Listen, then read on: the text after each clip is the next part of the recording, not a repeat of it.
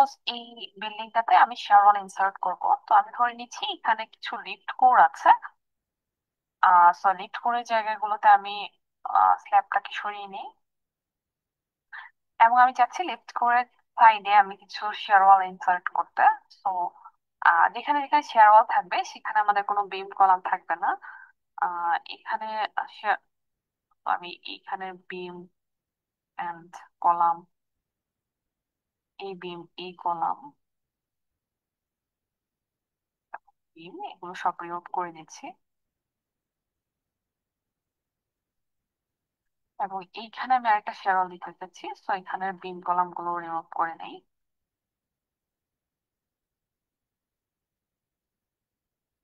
ওকে, তো শেয়ার ওয়াল ড্র করার বেশ কয়েকটা অপশন আছে, আমরা একটু দেখি। আমরা এখানে দেখতে চাচ্ছি মেইনলি হচ্ছে শেয়ার ওয়াল কিভাবে ড্র করা যায়, কিভাবে ডিজাইন করা যায়। এখানে আমরা আগে শুরু করবো ডিফাইন সেকশন প্রপার্টিজ, ওয়াল সেকশন। আমরা সাপোজ এখানে যাচ্ছি যে 12 ইঞ্চি বা 16 ইঞ্চি থিকনেস শেয়ার ওয়াল ইনসার্ট করতে, সাপোজ আমি 12 ইঞ্চি ওয়াল চাচ্ছি, সো এখানে থিকনেসটা 12 ইঞ্চি দিয়ে ওকে দিলাম। আরেকটা শেয়ার ওয়াল সাপোজ আমি চাচ্ছি 16 ইঞ্চি থিকনেসের শেয়ার ওয়াল, ওয়াল 16 করে আমি এখানে থিকনেসটাও 16 করে নিই। ওকে, এরপর আমি এগুলো থেকে ড্র করে শুরু করতে পারি। এখানে শুরুর যে অপশনটা আছে ড্র ওয়াল ইন প্ল্যান, এখানে যেটা বলা আছে যে তার টাইপ অফ এরিয়া হচ্ছে পিয়ার, লাইক সে কলামের মতো ডিজাইন করবে। আমি এখানে চাচ্ছি যে সাপোজ আমি চাচ্ছি 16 থিকনেসের শেয়ার ওয়ালটা দিতে, তো এখান থেকে ওয়াল 16 করে নিলাম। এরপর আমি এখানে একটা গ্রিড পয়েন্ট থেকে শুরু করে আরেকটা গ্রিড পয়েন্ট পর্যন্ত শেয়ার ওয়ালটা ড্র করে দিলাম। ওকে, এখন আসি, আমি সাপোজ এইখান থেকে এই পর্যন্ত একটা শেয়ার ওয়াল দিলাম, আবার এদিক থেকে এই পর্যন্ত একটা শেয়ার ওয়াল ইনসার্ট করলাম।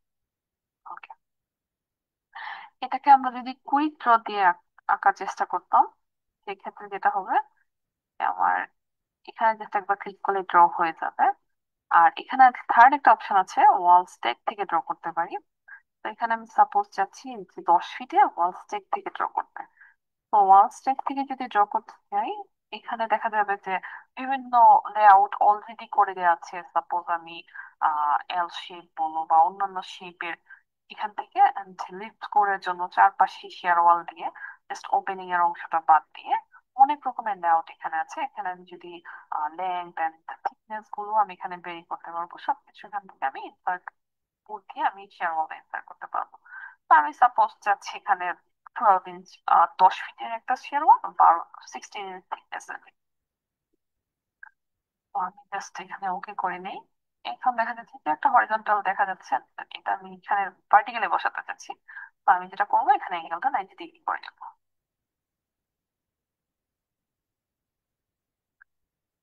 ওকে, তো শেয়ার ওয়াল ড্র হয়ে গেল। আমরা এখন একটু নিচের স্টোরিতে গিয়ে সাপোর্ট কন্ডিশনটা ফিক্সড করে দিই, কারণ আমরা নিচে আসলে ম্যাট দিতে যাচ্ছি। এখানে অবশ্যই আমি ওয়ান স্টোরি করে নিব। Assign joint screen fix support. Okay, এখন আমরা এখানে শেয়ার ওয়ালের কিছু মডিফায়ার অ্যাসাইন করে নিব। শেয়ার ওয়াল আমরা সাপোজ ধরে নিচ্ছি এখানে ওয়াল পিয়ার গুলো আনক্রেকড আছে। তো আনক্রেকড থাকলে এখানে আমার সার্ভিস কন্ডিশনে সব মডিফায়ার 1 হবে, এবং আলটিমেট কন্ডিশনে সব মডিফায়ার গুলো হচ্ছে 0.7। এন্ড আমরা যেহেতু সিমেট্রিক্যালি দুই ডিরেকশনে, এক্স এন্ড ওয়াই দুই ডিরেকশনে শেয়ার ওয়াল দিচ্ছি, তো আমরা চাইলে যেটা করতে পারবো, এখানে যেটা বলা আছে যে walls are generally not designed for outframe bending to avoid excessive long reinforcement. In this case, use a small modifiers at point 1 for bending, so numerical instabilities could be avoided. তো আমরা চাইলে যেটা করতে পারি নিউমেরিক্যাল ইনস্টেবিলিটিস অ্যাভয়েড করার জন্য এখানে modifier banding এ 0.7 এর জায়গায় 0.1 দিতে পারি, জাস্ট হচ্ছে ইন প্লেন যেন সে ফোর্স গুলো নিতে পারে। ওকে, তো আমি জাস্ট এখানে মডিফায়ার সবগুলো ওয়াল সিলেক্ট করি।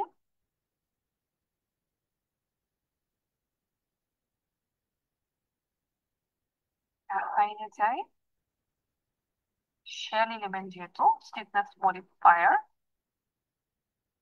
আমরা একটু আগে যেটা দেখলাম, পয়েন্টিং এ 0.1 করে নিতে পারি, and এখানে আমি যদি আমি ব্রেক ধরি, সেক্ষেত্রে আলটিমেট কন্ডিশনে সেটা হচ্ছে 0.7।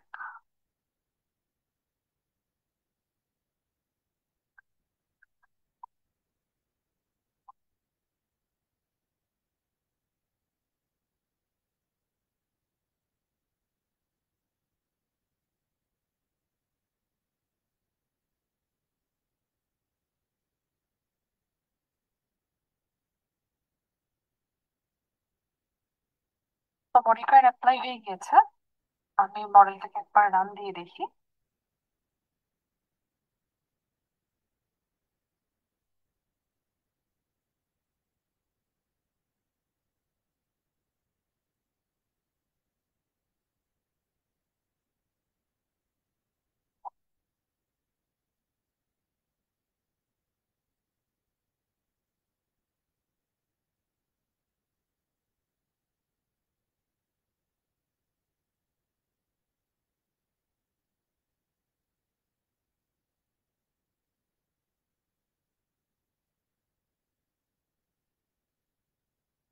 রান হওয়ার পর এখানে দেখা যাচ্ছে যে ট্যাব গুলো আমি আহ, যদি আমি কি মেশ নাও করি, এরকম ছোট ছোট মেশ করে নিবে অটোমেটিক, বাট এখানে আমাদের যে ওয়াল আছে, সেই ওয়াল গুলো কোনো মেশ হচ্ছে না, সো আমাদের ওয়াল গুলোকে মেশ করে নেওয়া লাগবে।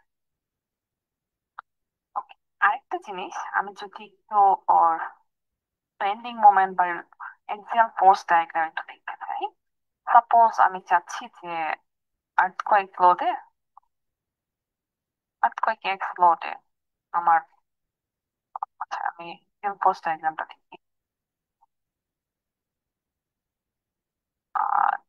আর্থকোয়েক এক্স লোডে আমি এক্সিয়াল ফোর্স ডায়াগ্রাম দেখতে চাচ্ছি। তো আমি এখানে যেটা করবো, এতদিন তো আমরা যেটা করতাম ফ্রেমে দেখতাম, এখন আমি জাস্ট দেখতে চাচ্ছি পিয়ারে কেমন আছে। তো আমি এগুলোকে শেয়ার ওয়ালগুলোকে পিয়ার হিসেবে অ্যাসাইন করেছি। তো আমি যদি এখানে দেখি জাস্ট একটা ওয়ালে, এটা অ্যাকচুয়ালি কোন গ্রিড, গ্রিড এফ, এখানে জাস্ট একটা ওয়ালে আমি এক্সাম ফোর্স এর ভ্যালু দেখা যাচ্ছে, আর বাকি কোথাও এক্সাম ফোর্স ডায়াগ্রামের ভ্যালু নেই। তো আমি আগে জাস্ট এক্সাম ফোর্স ডায়াগ্রামটা দেখেছি, এটা হচ্ছে গ্রিড এফ এ ইনোভেশন, গ্রিড এফ, এবং এক্সাম ফোর্স ডায়াগ্রাম দেখাচ্ছে, জাস্ট আমি যেহেতু পিয়ার যাচ্ছি শুধু পিয়ারটাই দেখাচ্ছে। ওকে, এখন আসি আমি আসলে কেন দেখতে পাচ্ছি না বাকিগুলোতে। তো আমি জাস্ট যদি সেট ডিসপ্লে অপশন থেকে আদার অ্যাসাইনমেন্টে গিয়ে, এখানে আমাদের একটা ছিল পিয়ার লেভেল, এটা আমি জাস্ট ওকে করি, এখানে দেখা যাচ্ছে সে হচ্ছে P7 নামে একটা পিয়ার অ্যাসাইন করেছে, এবং বাকিগুলোতে কোনো পিয়ার নাই। তো যেহেতু পিয়ার নেই, সে একদম ফোর্স ডায়াগ্রাম কলামের মতো দেখাচ্ছে না।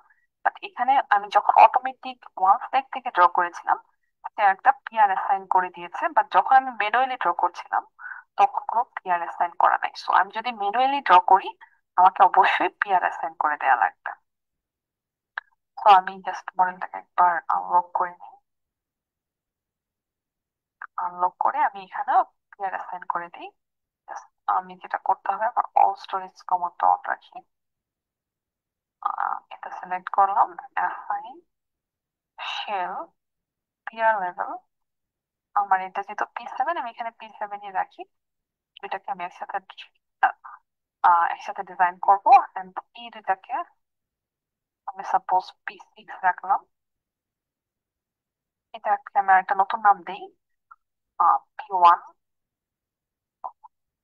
এরপর আমি যখন মডেলটা রান দিব, আমি সবকিছু দেখতে পাবো। আমি আরেকটা কাজ করি, এখানে তাকে মেশ করে নিই। তো আমি জাস্ট সিলেক্টে যাবে, অবজেক্ট টাইপ, এখান থেকে আমি ওয়াল গুলোকে সিলেক্ট করি,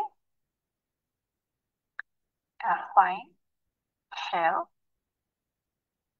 ওয়াল অটো মেশ অপশন, ডিফল্ট এখানে দেখা যাচ্ছে যে কোনো মেশই আসলে করে না। আমি চাইলে এটাকে কয়েকটা ভাগে ভাগ করতে পারি, অথবা অটো রেক্টেঙ্গুলার মেশ দিতে পারি। জাস্ট দেখি অটো রেক্টেঙ্গুলার মেশ যেটা করে, সে 4 ফিট বাই 4 ফিট, ভাগ করে নিচ্ছে। তো আমি চাইলে এগুলোকে 3 ফিট বাই 3 ফিট বা আরো ছোট করে নিতে পারবো। আমি জাস্ট এটা অ্যাপ্লাই করে নিলাম, এখানে ম্যাশ হয়ে যাবে। আমি এবার এটাকে অ্যানালাইজ দিই। আমি এখানে মডেল গুলোকে অফ করে দিই, মডেল আমাদের আপাতত দরকার নেই।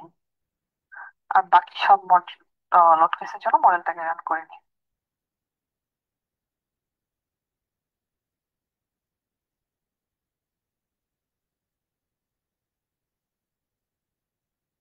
মডেলটা রান করার পর আমরা যেটা দেখবো, এখানে আমাদের বেস রিয়েকশন কেমন এসেছে এবং আমাদের শেয়ার ওয়াল টোটাল বেস রিয়েকশনে কতটুকু লোড নিচ্ছে।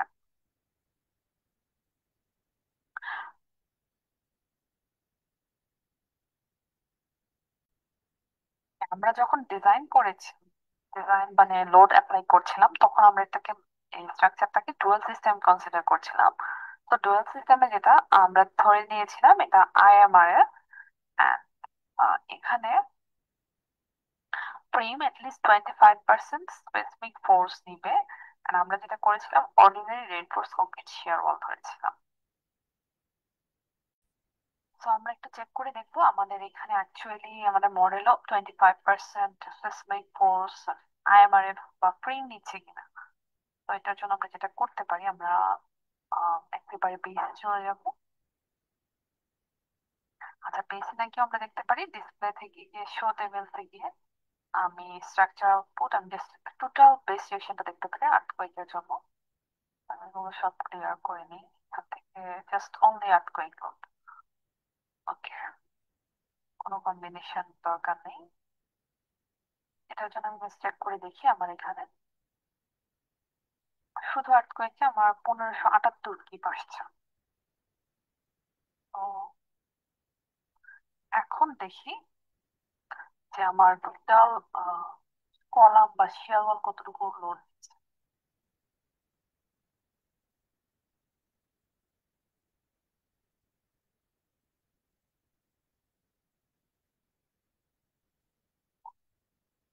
আমরা এটার জন্য আর্টকোয়েক এক্স ডিরেকশনে যদি যাই, কেস আর্টকোয়েক এক্স, আমি যাচ্ছি এফএক্স টা কেমন আসছে।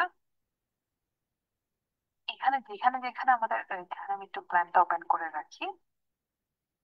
তো যেখানে যেখানে আমাদের কলাম আছে, সেখানে সেখানে যদি আমি আহ, এই যে ভ্যালু গুলো যোগ করে দেখি যে আমাদের টোটাল কলাম কতটুকু ফোর্স নিচ্ছে, আর সেটাকে আমি টোটাল আমার যে ফোর্স আসছে 1578 কি ওটা দিয়ে ভাগ করলে আমি পেয়ে যাব আমার ফ্রেম কত পার্সেন্টেজ লোড নিচ্ছে স্পেসিফিক ফোর্স।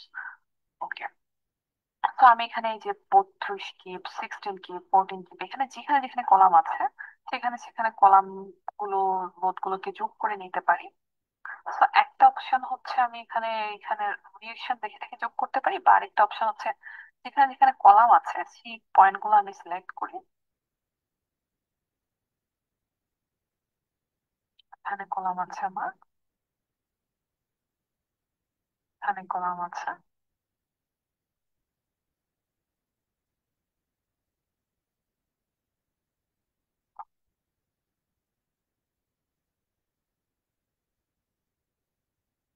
ওকে, এখানে দুইটা, 4 2 6,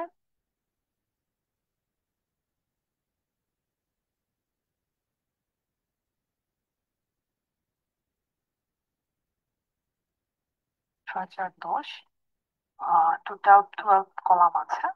তো আমি কলাম গুলো সিলেক্ট করে আমি ডিসপ্লেতে যাই,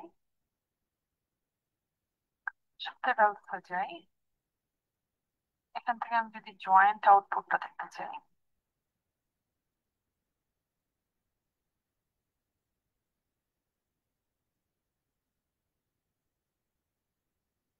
এখানে বেস আমার এই যে যে জয়েন্ট গুলো ছিল,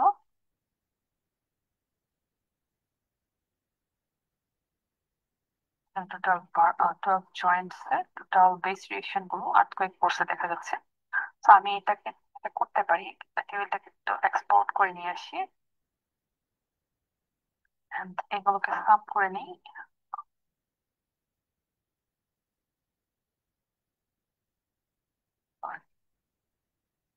আমি যেটা দেখতে চাচ্ছিলাম সেটা হচ্ছে আমার জয়েন্ট রিয়েকশন।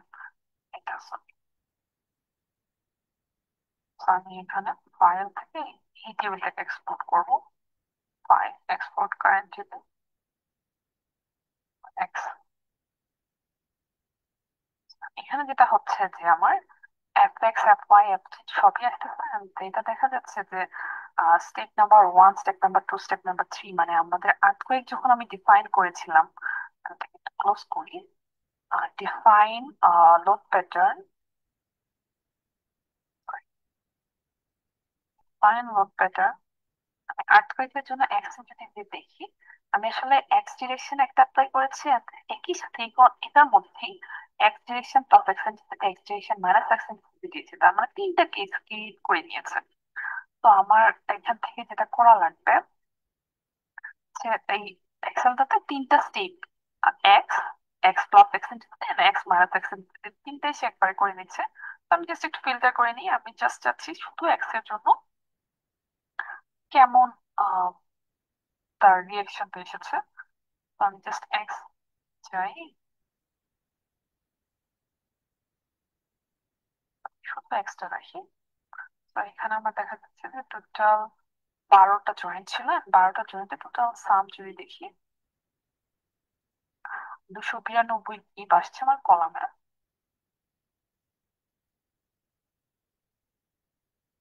292.324, ও 292।